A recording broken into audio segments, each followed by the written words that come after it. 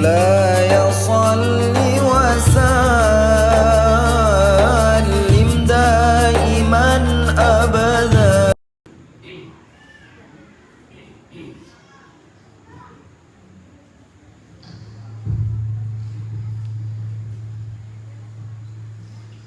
Assalamualaikum warahmatullahi wabarakatuh.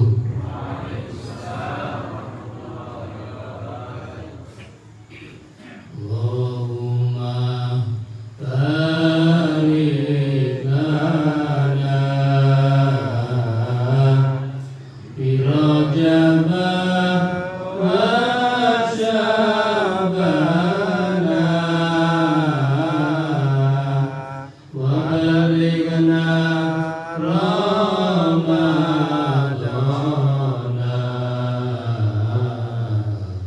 wa ghfir lana dhunubana.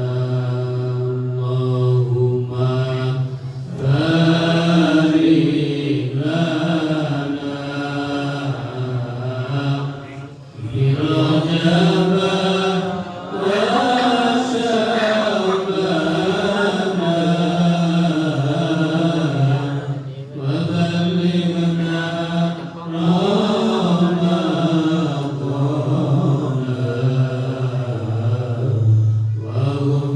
lana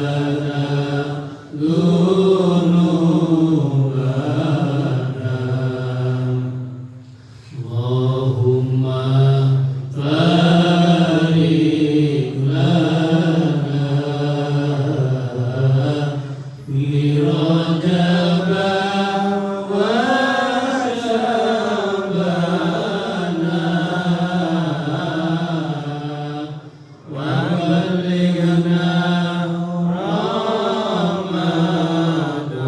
Ramadana wa ghfir lana dhunubana.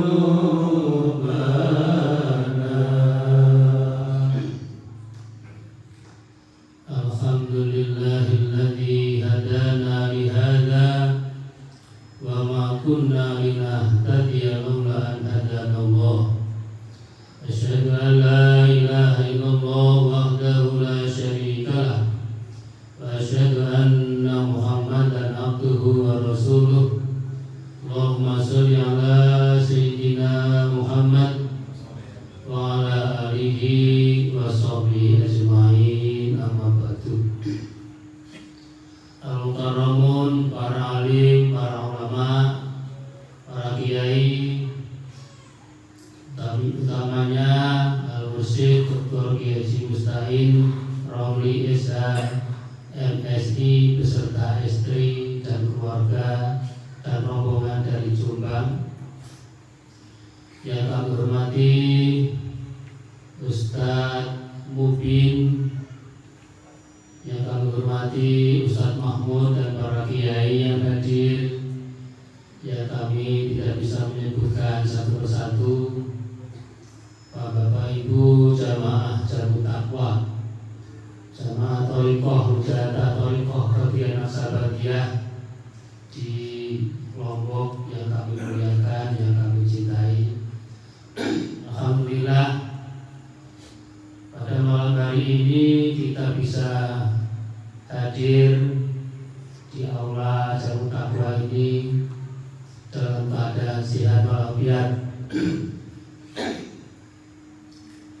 Yang kedua, salawat serta salam semoga tetap kita aturkan pada baginda Rasulullah SAW. Yang ketiga, kami kenalkan, saya adalah datang kemari diajak oleh Al-Mursyid. Kebetulan saya ini juga santri ayah beliau, santrinya Almarhum Dr. Kiai Haji Mustain Romli. Sejak tahun 72 saya mondok di Darul Ulum, kemudian sampai mulai dari MI, SMP, SMA, S1 dan kuliah S2, sampai saya dikirim kuliah di luar negeri, yaitu di Kuwait. Ini saya merasa Masya Allah betapa fadilnya ilmu itu luar biasa. Mahabbah kepada seorang ulama, seorang kiai itu betul-betul membawa manfaat dan berkah bagi saya dan bagi siapapun yang memuliakan ilmu dan ulama. Untuk itu tadi beliau pesan kepada Ustaz Mubin sebelum beliau hadir, saya disuruh isi. Biasanya kalau di Jawa itu di sini mukadimah tentang kaifiyah, tentang baiat thariqah Qadriyah Naksabandiyah. Namun di sini sudah jelas karena langsung diberi penjelasan oleh Ustaz Mubin. Untuk itu ini adalah malam Jumat, Kamis malam Jumat, di mana hari yang paling istimewa. Oh iya, malam Sabtu ya. Malam Sabtu, Masya Allah. Di malam yang malam Jumat itu, karena di luar sudah beberapa hari ini jadi pamit dengan hari itu saja. Bapak Ibu sekalian yang kami hormati, Thariqah Qadriyah Naksabandiyah, di sini ada fotonya Mbah Yai Romli. Jadi Joso itu Mbah Romli adalah generasi kedua. Pertama adalah Kiai Khalil. Kiai Khalil mendapat amalan Thariqah dari Makkahul Mukarramah, di mana Thariqah Qadriyah wa Naksabandiyah ini ketemunya di Syekh Khotib Sambas. Ini adalah ulama asli Indonesia tapi mungkin di Mekah. Khalil ini kakak iparnya Mbah Yai Romli. Begitu Mbah Yai Khalil mau wafat, beliau pesan, si Serono Dahlan putranya Mbah Yai Romli namanya Kiai Dahlan. Si Serono Yai Dahlan meneruskan thariqah ini. Beberapa saat kemudian diralat. Ojo Dahlan, jangan Dahlan. Dahlan sibuk dengan Quran dan hadisnya. Karena Kiai Dahlan itu adalah orang yang hafal Al-Quran dan orang yang ahli hadis. Ojo Dahlan, jangan Dahlan. Terus beberapa saat kemudian, Maksum saja, panggilkan Maksum. Artinya Yai Maksum putranya yang berikutnya. Beberapa saat kemudian juga, jangan Maksum sibuk dengan Jakarta karena beliau seorang ahli politik sering ke Jakarta. Jangan Maksum, Romli, Celok Yai Romli. Tapi beliau namanya bukan Yai, Celok Muhammad Romli. Setelah itu Yai Romli dipanggil. Akhirnya diberilah ijazah Thariqah Qadriyah wa Naksabandiyah ini saya serahkan kepada kamu untuk berikutnya setelah aku pulang dari Allah Subhanahu wa Ta'ala. Alhamdulillah, begitu Yai Khalil wafat, otomatis sudah langsung sah sebagai seorang mursyid Thariqah Qadriyah wa Naksabandiyah. Sallallahu Muhammad. Sebelum Yai Romli meneruskan tugasnya, beliau sowan kepada Mbah Hasyim Asy'ari. Yang Mbah Hasyim Asy'ari itu adalah juga mertuanya dulu. Ketika Yai Romli mondok di Bangkalan, Mbah Khalil kemudian pondok lagi disuruh ke Mbah Hasyim, di sana diambil menantu oleh Mbah Hasyim.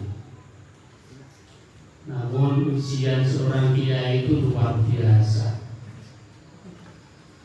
Luar biasa. Namanya setelah diambil menantu oleh Mbah Hasim, putrinya Mbah Hasim nampaknya kurang berkenan.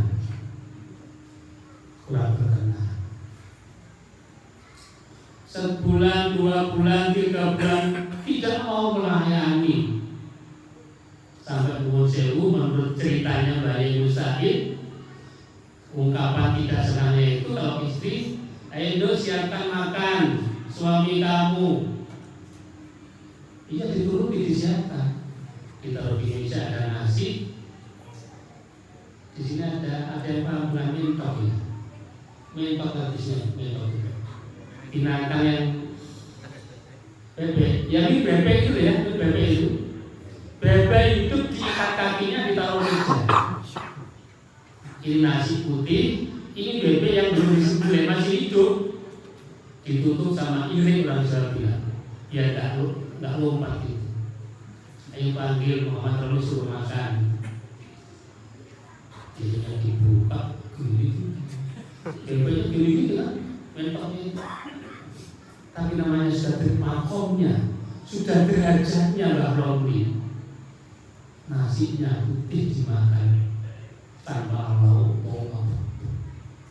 dan tidak wadul pada Mbah Hasim Aslani, tidak melapor, tidak sambat. Itulah yang dimakan. Umpama kena saya itu kira-kira ya, atau jenengan lah sebagian dari jenengan. Masya Allah.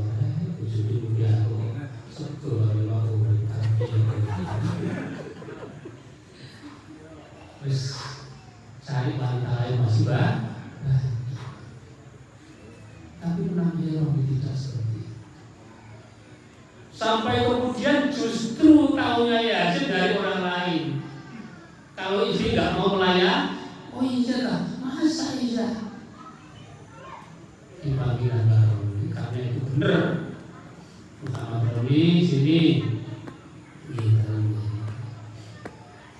ini ya nampaknya anak saya yang tidak mau melayani kamu.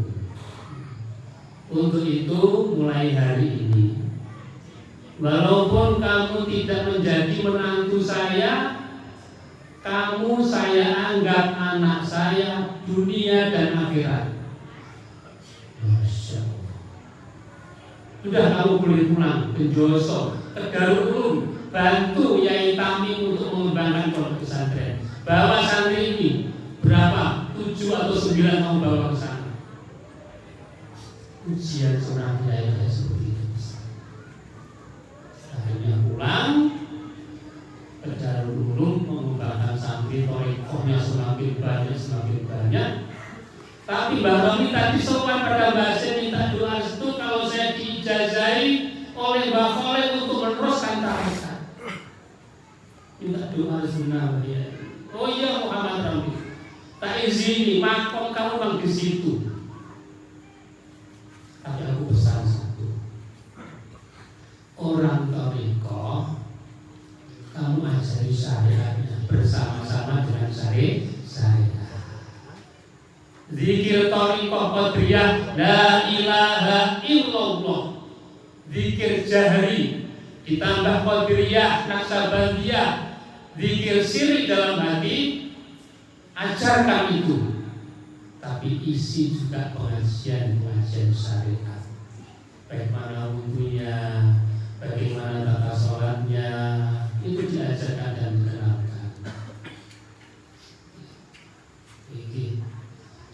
Terus saya tambah satu lagi, amalkan ya Allah ya Qadim.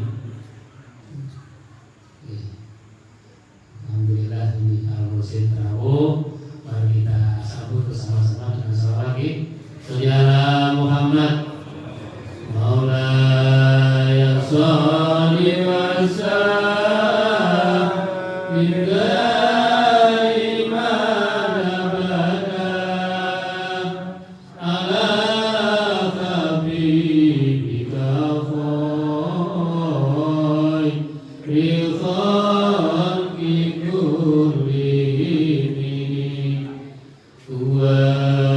Habibullah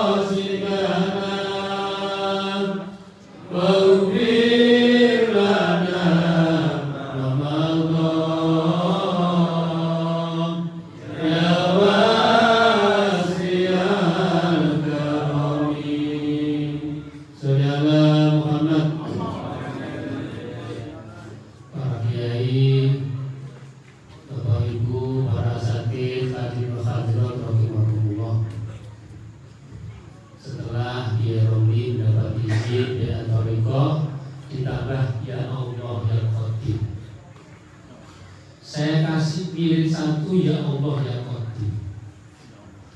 Ini sampai yang teruskan, sama tambah sendiri. Di samping amaliyah Thariqah dzikir tadi. Akhirnya sama ya Rabbi diterima, ya Allah ya Qadir diamalkan, ditambah istighfar, ditambah la haula wala quwata. Diriagoi di puasa bahwa itu, sehingga pada akhirnya menjadilah amalan istighosah. Istighosah itu artinya mohon pertolongan kepada Allah dengan lantaran bacaan kalimat thayyibah yang sudah banyak diamalkan di seluruh Indonesia. Bahkan di aula itu sudah juga diamalkan istighosah setiap subuh.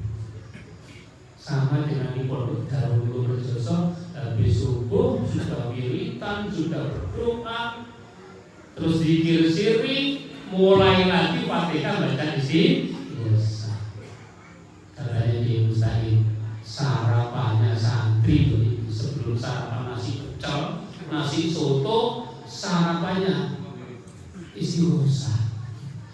Gembleng hatinya, mintanya digembleng sebagai mukadimah daripada Thariqah. Para santri digembleng istighosah. Kalau sudah menginjak usia dewasa mahasiswa baru dimasuki Thariqah Qadiriyah masukkan.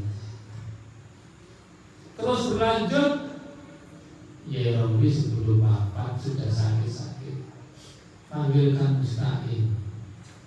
Ya Mustahil yang saya dipanggil, diberi ijazah. Saya ijazahkan kepada kamu untuk sebagai penerus Thariqah Qadiriyah Naqsabandiyah. Tahun 58 Yeromi wafat, langsung yang saya meneruskan. Tahun 65 yang saya membuat undang.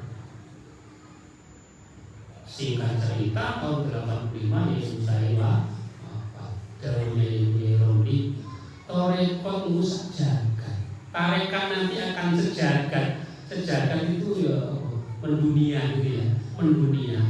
Itu pada periodenya dia Mustahil. Itu pesan Baron sebelum sungguh. Kalau zaman Baron itu yang masuk Thariqah itu orang yang tua-tua, usianya 40 ke atas itu. Pada zaman yang Mustahil banyak generasi-generasi muda yang masuk Thariqah. Bahkan banyak kepala desa, banyak camat, polisi pada zaman yang Mustahil masuk Thariqah.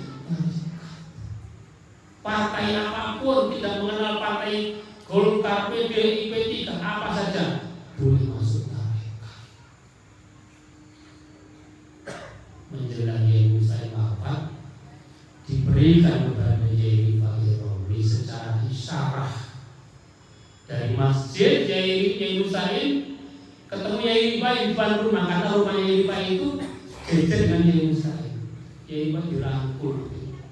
Rifa Thariqah ya. Begitu Yai Mustahil wafat, dianggaplah Yai Rifa sebagai mursyid berikutnya dengan ijazah yang isyarah tadi, tidak sore seperti sebelumnya. Nuwun sewu,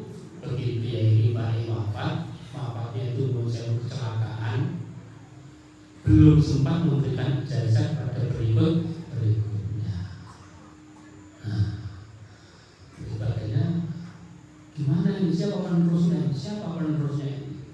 Sebentar majelis pondok pesantren menentukan yang menjadi mursyid Toriko adalah adiknya dari bayi, yaitu Kiai Tinggali Romli. Mengambil ijazah dari mana? Mengambil dari Kiai Maksum. Kiai Maksum itu sebagai khalifah sebetulnya, bukan mursyid. Tapi ada ulama-ulama yang mengatakan bahwa khalifah pun juga boleh memberi ijazah. Namun ulama-ulama Kiai yang lainnya masih belum pas dengan itu, karena semua pada Gus Mujib. Nah ini Gus nuwun sewu, mohon maaf, jenengan monggo mari mencari sanad untuk membimbing jamaah yang tanggung jawabnya bukan semata-mata di dunia, tapi tanggung jawabnya di dunia dan di akhirat. Gus Mujib kayaknya kurang begitu menanggapi hal itu, karena beliau merasa masih muda, nggak berhasil. Datanglah bulan berikutnya meraih Gus Mujib lagi, sampai yang ketiga baru Gus Mujib mengatakan begini, coba saya tak istiqoroh dulu, karena ini tanggung jawabnya dunia dan saya tak istiqoroh dulu, minta petunjuk sama Allah dulu. Singkat cerita, beliau bersedia. Akhirnya diantarkan ke Kudus pada Yai Sidik, yang itu juga muridnya Mbah Yai Romli, diberi ijazah mursyid Mbah Yai Romli dan tabarukan kepada Mbah Yai Mustaqim. Jadi sanadnya Gus Mujib, Yai Sidik, Yai Mustaqim, Yai Romli, Yai Romli, Yai Muhammad Faskullah Al-Maduri, Yai Khotib Samtas tadi. Sayyidina Muhammad. Pesan Mbah Sidik begini, Gus, jenengan ibarat orang yang nyupir mobil sudah punya SIM, sudah punya sanad yang resmi. Pesan saya, ibarat orang membeli kan mobil yang dari tanah semuanya, yang dari tanah tapi bahannya. Nah, orang jual itu kan, ibarat orang beli ceret atau kendil itu biasanya begini, Gus. Gak mantep, gak mantep. Nah ini mantep ini. Sing mantep saja sampai rambut. Yang mantep, yang sekiranya benar-benar ingin ikut jenengan, itu akan dirambut. Yang belum ya biarin, tidak usah dimangkeli, tidak usah di macam-macam, itu aja dirambut. Sambil jalan, istiqomah, ya nanti suatu saat sampai akan merasakan sendiri. Seperti yang terjadi di Lombok ini, Ustaz Mubin. Dulu pertama berapa Ustaz Mubin di sini? Hanya 4 orang. Ini kalau mengundang orang 500 ya Pak Mubin nggak keberatan kan ya? Alumni SMK tetangga itu nggak keberatan, beliau kecil, tapi beliau memandang sejauh mana manfaatan dan manfaatnya seperti apa. Dengan pelan-pelan tapi mantap. Karena ini urusan dengan mahabbah, urusan dengan cinta dan kemantapan kepada seorang guru. Saudara Muhammad, saya sendiri Bapak Ibu sekalian, ketika di zaman Yai Mustaqim, saya ini ikut tidak. Saya mahasiswa itu, bismillah, saya tak matur pada Yai Mustaqim. Ketika beliau itu sare di depan rumahnya, kalau malam itu beberapa santri yang ada 4 orang sare di depan rumahnya, kayak tikar itu sambil dicetak. Saya matur Yai, matur, saya mau matur Pak Yai, dalam mau ikut baiat, jawabannya 1 kata, besok datang di pendopo. Sudah nggak ada yang bel-belnya lagi, sudah. Bismillah, senawa itu. Saya ingin ikut beat Thariqah, mudah-mudahan saya lebih dekat kepada Allah dan mendapat ridhonya di dunia dan akhirat, dan bisa bersama guru saya pada hari yang nanti seperti itu. Mudah-mudahan Bapak Ibu sekalian ya, yang sudah punya nama itu tadi malam saya sampaikan di sini. Yang namanya rezeki itu bukan semata-mata berupa harta benda. Yang namanya rezeki itu bukan hanya berupa uang. Yang namanya rezeki itu bukan semata-mata berupa mobil dan lain sebagainya. Kita diberi hati untuk senang pada ulama, diberi hati untuk senang ikut daftar tarekat, itu juga bagian nikmat dari Allah Subhanahu wa Ta'ala. Apalagi zaman yang seperti ini, zaman yang sudah seperti ini.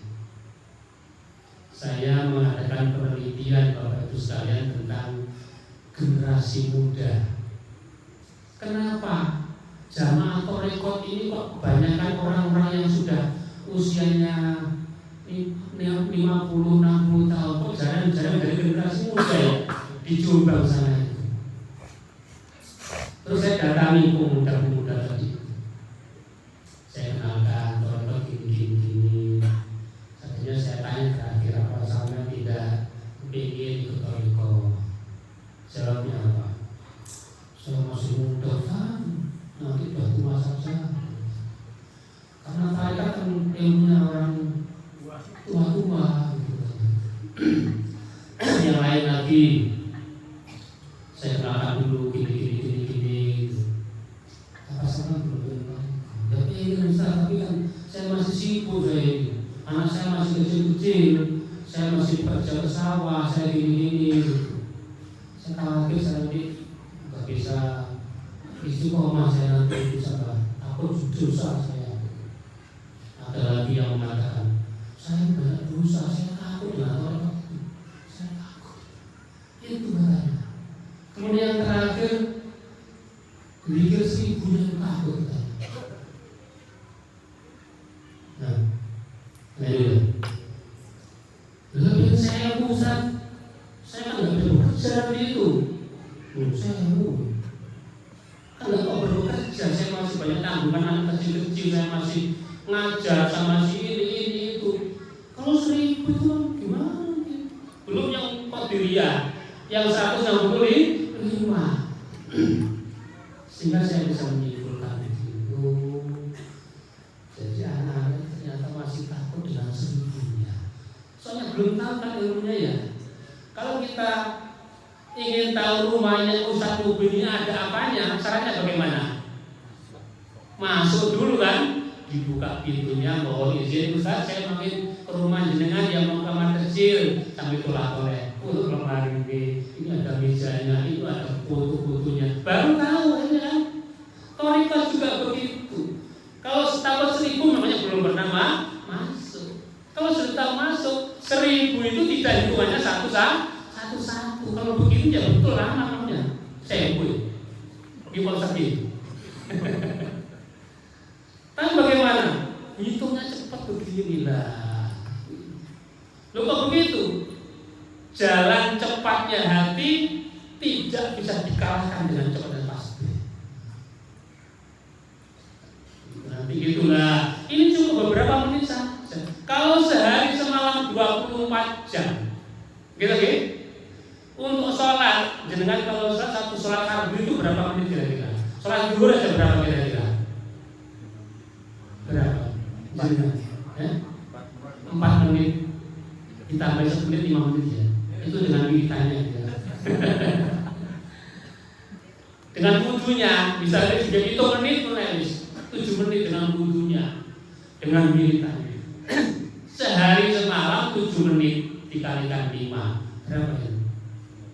35, 24 jam diambil 30 menit dalam sehari semalam untuk mengerjakan sholat fardu tok. Yang buat HP kira-kira berapa ya? Belum lagi buat yang di depan TV, belum lagi dibuat ngobrol, belum lagi yang kita akan menghadap kepada Allah. Tidak tahu masa muda, setengah tua, atau sudah tua, tidak tahu. Karena kematian itu sebab pantas. Mati muda pantas, mati bayi juga kenyataannya kan banyak ya. Anak bayi yang mati banyak kan ya. Setengah tua pantas, tua tambah pantas. Jadi kalau hanya yang ditakuti karena seribunya, saya kasih tahu sampean, ini sudah cukup 5 menit 7 menit dikit. La ilaha illallah juga begitu. Tidak apa jika dibandingkan kita melihat HP dan sebagainya. Dan ini sangat menentukan bagaimana ketenangan hati kita. Ala bi dzikrillah tatma'innul qulub. Dengan zikir pada Allah hati kita menjadi tenang. Belum tentu orang yang banyak harta kemudiannya tenang. Banyak yang banyak harta hati nggak tenang, dicari oleh KPK. Gitu? Dicari oleh polisi yang ada permasalahan seperti itu. Dan banyak orang yang banyak hartanya, hatinya tenang juga banyak karena diberi zikir kepada Allah Subhanahu wa Ta'ala, karena diberi mahabbah pada Allah. Sallallahu Muhammad. Kalau takut masuk torekat karena masih banyak dosa, justru dengan masuk torekat dosa akan dihapus oleh Allah Subhanahu wa Ta'ala. Justru dengan banyak dosa itu mendekat pada orang ulama, pada dia. Kalau kita mengandalkan amal kita, ya. Kalau pengen surga ada ya, nggak boleh pantas saya dia. Kalau kita sembahyang Allahu Akbar, ada orang jual bakso, ting ting ting ting ting ting. Kira-kira ingat bakso nggak?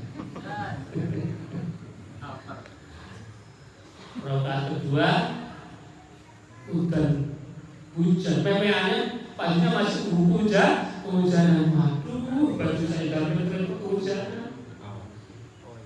Jadi sulit imannya, tidak mudah sebanyak kita. Tapi kalau kita mempunyai seorang guru yang sambung, yang pas kepada Nabi Muhammad SAW, insya Allah berkumpul seperti ini, ya, para malaikat mengiringi kita.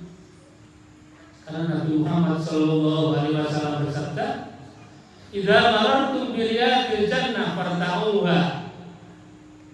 Apabila kalian melewati taman surga, maka singgahlah kamu.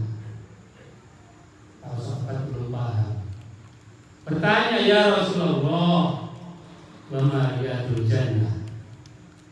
Apa taman surga itu ya Rasulullah? Khilaful dzikri. Taman surga adalah khilaful dzikri, perkumpulan dzikir pada Allah Subhanahu wa Ta'ala. Jadi keberadaan Bapak Ibu sekalian di sini ini bagian dari taman surga yang disabdakan Rasulullah Sallallahu Alaihi Wasallam. Amin ya rabbal alamin. Maka betapa pentingnya kita urusan akhirat, zikir ini urusan akhirat. Harus ada pemimpin rohani kita. Kalau urusan dunia bekerja, antum a'lamu min umuri dunyaku. Kamu lebih mengerti tentang urusan dunia kamu. Menjadi pedagang, menjadi petani, menjadi makelaran, menjadi apa gitu ya. Kamu lebih cocok apa yang kamu yang kita. Tapi masalah akhirat ini tertutup sekali dengan bimbingan seorang guru bersih, bimbingan rohani kita tutup. Kalau topan pikirnya kurang, ada kurangnya. La ilaha illallah mungkin karena sibuk, ada kurangnya. Yang namanya orang belajar ikut toriko. Kita gambarkan anak kecil yang belum bisa berjalan, belajar berjalan. satu langkah, dua langkah jatuh, nangis, gitu. Ditanya sama ibunya, nggak apa-apa nih, nggak apa-apa. Besoknya akan 2 langkah menjadi 3 langkah, menjadi 4 langkah. Karena senangnya orang tua satu kampung diceritain semua kalau anaknya bisa jalan. Saking senangnya, alhamdulillah anak saya sudah jalan 5 langkah. Ketemu orang diceritain. Orang belajar tarikat pun juga demikian, tidak bisa langsung utuh jadi orang rekod yang bagus, ya tidak mungkin. Namanya belajar. Bisa saja umur kita 30 tahun, tetapi secara spiritual, secara amalia hati kita mungkin belum lagi mahasiswa, bisa jadi pada sanawiyah. Spiritual kita masih begitu. Dan khususnya generasi muda, umpamanya ada kekurangannya, nggak apa-apa sambil naik mobil gitu. Ya Allah, la ilaha illallah, la ilaha illallah. Tidak harus tempo. Kalau dalam keadaan normal ya mau diajukan tempo kiri, gitu. Kalau di kiri harus makannya diberjamkan, kilahnya terkemudi. Itu dalam keadaan normal memang seperti itu. Tapi dalam keadaan mungkin kesibukan generasi muda yang mungkin banyak, sehingga ada pun zikir sirinya pun tidak sempat 1000 umpama sampean naik mobil kebetulan dan tidak nyopir, ya nggak apa-apa sambil di mobil itu. Tapi harus duduk seperti itu. Tapi kalau pas nyopir jangan zikir siri ya, umat Rasulullah ya. Benar nanti. Jadi banyak jalan yang penting kita. Bagaimana setiap keadaan kita semua dibalas diri kepada Allah Subhanahu wa Ta'ala. Seorang kiai melihat saya seorang kiai itu takdirnya pada gurunya. Ya orang dulu mama di Bangkal. Saya diceritain kiai orang yang besar itu. Kalau makan kasih lenser gitu ya. Orang turun itu lenser, tempeh gitu. Nasi putih kasih pulut, kasih sambal gitu. Ya orang itu sudah mau makan itu di lenser itu dia kalau sana. Tiba-tiba Yai Khalil itu punya jago, ayam jago itu datang. Reyomi, bulu, ajnoti ayam. Itu sama muda, ngerti ya? Ada bulu ajnoti ayam. Ini ada ayamnya Pak Yai. Dinati, terus. Yai Khalil dengan temannya ini berpindah. Biar ayamnya Pak Kiai itu makan nasi tadi itu. Coba menurut akal nggak nyambung. Menurut akal nggak nyambung ini. Hormat pada kiainya sampai hormat pada ayamnya itu. Dinagi. Ayamnya makan, kenyang, pergi ayamnya. Kotorannya diambil, dibuang, dimakan kan. Saking takdirnya pada guru. Masya Allah. Maka siapa yang nggak kenal Romli itu siapa? Min awliya itu guru kita. Gus Bucik sambungnya pada sampai Kiai Musta'in sampai Kiai Romli. Kita bersyukur alhamdulillah ada seorang Ustaz Mubin yang mengajar panjenengan. Ini kemarin saya beli kitab di bawah. Ini Adabul Alim Wal Muta'alim. Ini saya nggak sengaja sebetulnya beli. Saya sudah dengar kitab ini lama, saya belum pernah beli. Tiba-tiba saya datang ke pondok tanpa beras sewa. Saya kok bingung, saya baca. Tadi saya baca. Dawuhnya ini. Qala Az-Zuhri hawanun bil ilmi ayyahmilahul alim ila baitul muta'alim, katanya begitu. Hina. Bil ilmi ayyahmilahul alim, apabila alim, seorang alim itu mendatangi muridnya ila baitul muta'alim, itu katanya hina. Mestinya seorang murid datang kepada gurunya itu Tapi menurut saya jangan berhenti di sini dulu. Jadi maksudnya Ustaz Mubi datang ke Malang sana, tidak menuju ke sini. Hina kalau begitu. Tapi terusnya begini katanya. Fa idza ila dzalika darurah. Nah, ini. Kalau hal itu menjadi situasi kondisinya darurah. Darurah begini. Kalau panjenengan semua diajak rombongan ke sana, biayanya kan banyak. Begini saja. Biayanya kan enggak sedikit. Saya sendiri tadi juga agak mengira. Diajak bersuci ke sini, Masya Allah, jauhnya kayak gini. Mau numpak kapal laut saya hari Rabu. Tiba-tiba ditunda sama Mas Ajid ini. Kamu tadi hari Rabu kapalnya tidak ada, rusak. Bagaimana kalau diajukan hari Selasa ini? Bisa kan berjenengan? Aduh, saya baru datang dari Malang saya itu, sama si kondisi masih capek saya. Aku tadi kok sih pasal ini? Dia pun jenengan tulis nama di pesawat, di pesawat. Masya Allah, coba saya bersujud. Mulia ilmu sampai situ. Kesamaan rombongan urunan ini. Ini namanya darurah namanya ini. Kalau begitu bukan hina lagi. Beliau yang mengundang dia bersujud untuk datang ke sini, jenengan tidak datang ke sini. Sehingga ilmu akan menjadi bisa menyebar di mana-mana. Ini saya baru baca tadi Pak, dan saya baru beli seminggu ini saya. Faidah dan ila dari kadurroh, bakta gul maslahatun rojikatun alamaf sadar sadar pala baksa. Boleh juga apa? Dah. Panjenengan tidak perlu banyak biaya, cukup datang ke sini, balik sanggup ya. Tidak tahu berapa sampai. Oh gitu Pak bahasa mata mat al halu hadihi. Kemudian ilmu itu harus didapati. Baru jenengan dapat ilmu dari rumah ke sini, tidak ke sini ke rumah sampean karena dekat saja. Atau jauh pun tidak perlu kita biaya banyak. Itulah namanya ilmu. Maka kita bersyukur di sini ada Allah yang memilih kita seperti itu, sehingga kita jauh-jauh ke Malang, mungkin ke Malang 1 tahun sekali atau mungkin maksimal 2 kali dengan biaya kerja. Sambungnya hati pada guru, makanya nanti ada namanya Robitoh yang sudah sering diterangkan oleh Ustaz.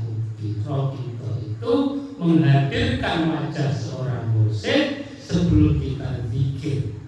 Inilah guru yang menuntun saya untuk mendekatkan diri pada Allah Subhanahu wa Ta'ala. Bapak Ibu hadirin wal hadirat rahimakumullah. Manjalal berjumlah man ajallal ilma ajalahullah. Barang siapa yang memuliakan ilmu, dengan memuliakan ilmu berarti orang membawa ilmu itu. Barang siapa yang memuliakan seorang ahli ilmu, seorang guru, ajalahullah, maka Allah pun juga akan memuliakan kepada kita. Termasuk saya tadi dimuliakan suka oleh Allah. Ditarik ke pesawat, kemudian dijemput, kemudian diistirahatkan di homestay yang ada AC-nya, ada lengkap. Itu bagian dari kemuliaan dari Allah. Karena saya mau memuliakan guru saya memuliakan ilmu. Sampai saya disekolahkan di ilmu saya itu kuat itu juga. Saya diberi tugas oleh ilmu saya dulu untuk membangunkan santri sholat subuh. Jadi sebelum subuh saya keliling sholat. Kadang-kadang di sini santri macam-macam biasa silat saya.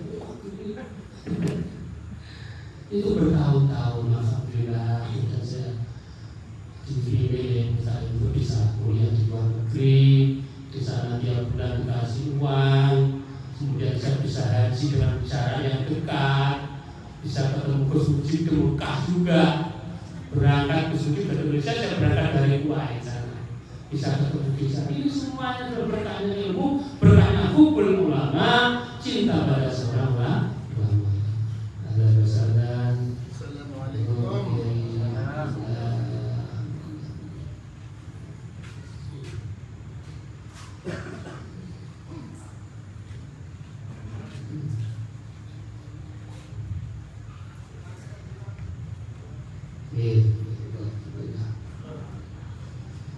Sampai pada orang tua pun juga demikian. Barang siapa yang ingin dimuliakan oleh anak kita, kita harus muliakan kepada ayah kita. Barang siapa yang memuliakan orang tua kita, nanti pasti anak-anak kita akan memuliakan kepada kita. Walaupun orang tua kita sudah wafat. Kepada zaman Rasulullah SAW, ada seorang sahabat yang bertanya, ya Rasulullah, bisakah saya berbakti pada orang tua saya padahal beliau sudah wafat? Bisa. Bagaimana cara berbakti pada orang tua di saat orang tua kita sudah wafat?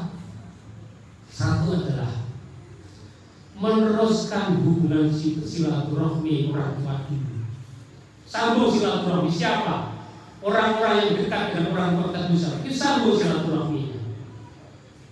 Yang nomor dua, teruskan kebaikan orang tua kita. Yang ketiga adalah mendoakan. Makanya ada istilah 40 hari, 100 hari, pendak 1, khol 1, sorry. Itu bagian dari bakti orang tua. Bakti kita pada orang tua sudah wafat. Kalau pun ada sekelompok orang yang tidak percaya dengan itu, ya tidak apa-apa. Itu hak mereka. Kita sebagai orang Nahdiyin, sebagai orang ahli sunnah wal jamaah di bawah organisasi Nahdlatul Ulama, kita meyakini itu.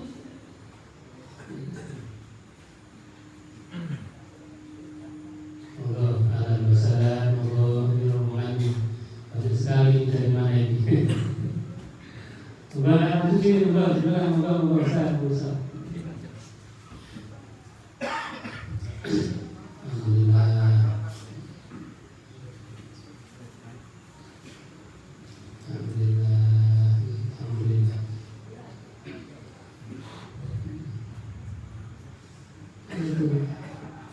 Katanya di Husain, ya Robi, kalau saja itu bukan anak terus harus muji dulu belum sebanyak sekarang generasi muda di Mataram ya, di Lombok dan di Bali itu bermunculan generasi muda yang diketahui tarekat.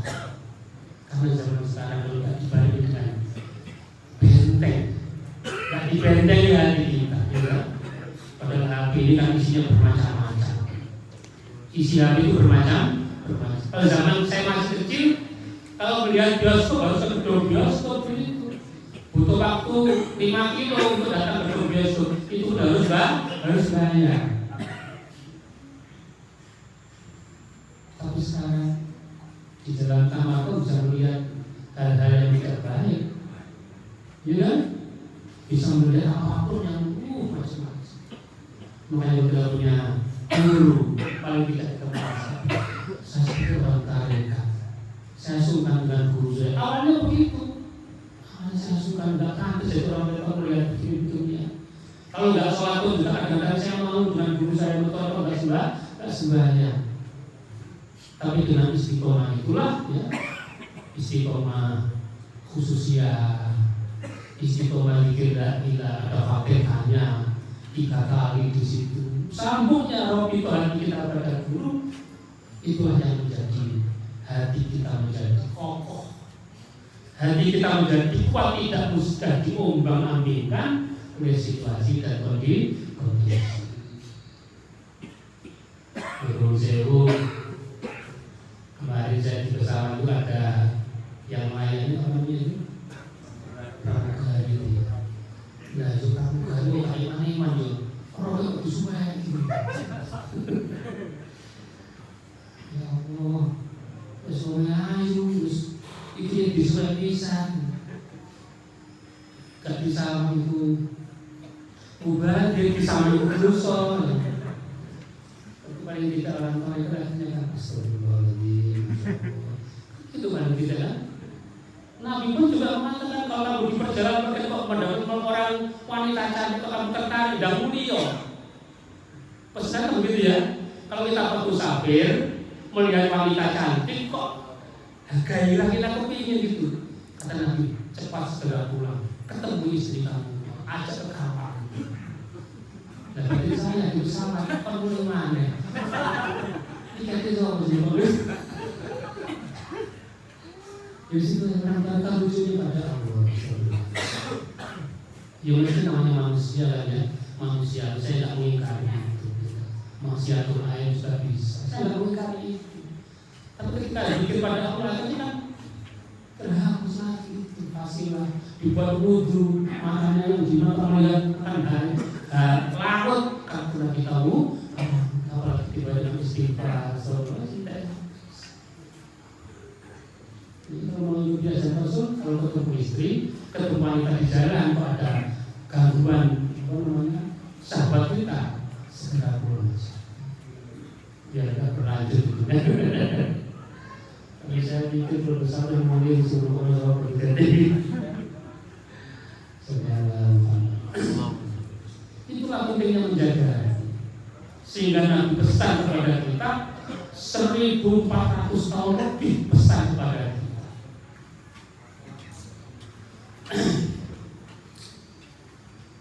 Pesannya bagaimana?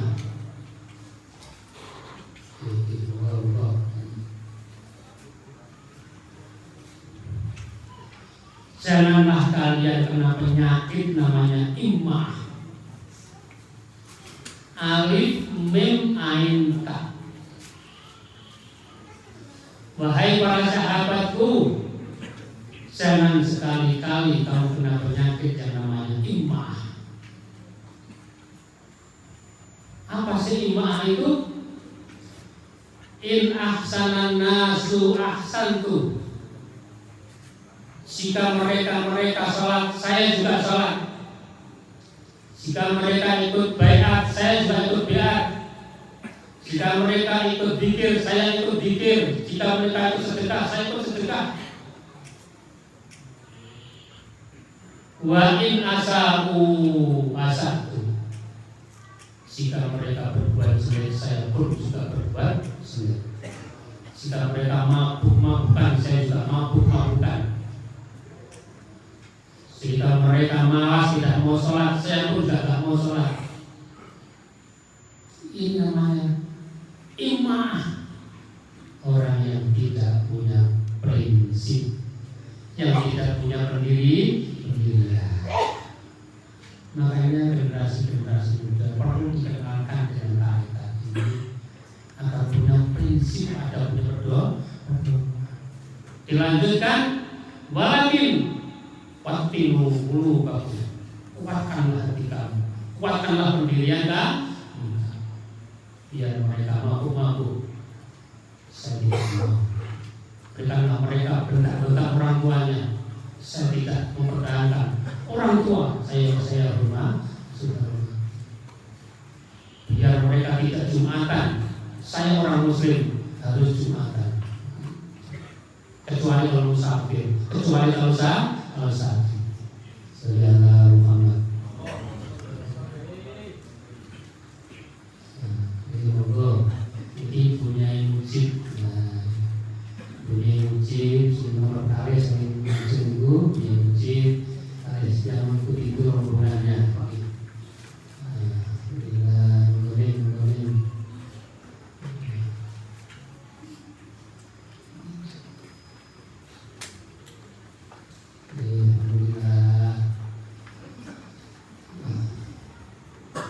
Ini tadi begini Bapak. Ini muridnya Gus Mujib, alumni UNDAN. 2 tahun yang lalu lulus S1, termasuk mahasiswa saya. Dia saya telepon, dia di Lombok Tengah, namanya Khairuddin namanya. Din, kamu di mana? Saya di rumah Ustaz. Sama di mana? Saya di Ustaz Rubin. Terus saya mau soal Ustaz. Nanti malah ada pengajian, saya bilang. Kemudian Ustaz, saya bisa nggak ya waktu sujud saya undang di jamaah saya di masjid Lombok Tengah? Wah, saya sudah tahu saya. Sampai kota Ustaz Rubin, mudah-mudahan ada waktu. Saudara Ustaz Rubin, beliau waktu ke sujud, alhamdulillah, insya Allah beliau sudah akan tahu nanti malam, besok malam atau malam Seninnya akan datang ke sana. Saya bilang begini, loh bagaimana dengan jamaah sampai dengan waktu yang sangat singkat ini apa bisa mengumpulkan? Insya Allah Ustaz, karomanya yang mustahil insya Allah kompak. Dia bilang, Masya Allah, anak yang hanya lulus S1 sudah punya keyakinan seperti itu. Ini tak punya suci mau dibuat benar ya, saya bilang. Maka bapaknya ulama itu tidak muncul tiba-tiba. Itu kalau nggak berditekesi oleh Allah nggak bisa. Nggak ada tokonya misalnya. Kita nggak ada tokonya. Andai kata cinta ada tokonya, wah saya beli di toko saya. Pesan. Alhamdulillah. Bapak Ibu, hadirin hadirat, namanya sampai di sini yang bisa sampaikan, kita saling berdoa bersama-sama murid, saya juga murid Bapak Ibu sekalian. Mudah-mudahan diberi usia yang panjang, sehat, penuh berkah, ya. Bisa menjadi tambah usia kita, tambah ilmu kita, tawaduk kita kepada orang tua, pada guru-guru kita, sehingga keberkahan kehidupan kita selalu akan kita terima, ya. Kehidupan yang barokah di dini dan dunia akhirat. Matur nuwun dan mohon maaf pada Ustaz Rubin dan semua pengurus Darul Taqwa dari Lombok ini. Kurang lebihnya mohon maaf. Ihdinas siratal mustaqim.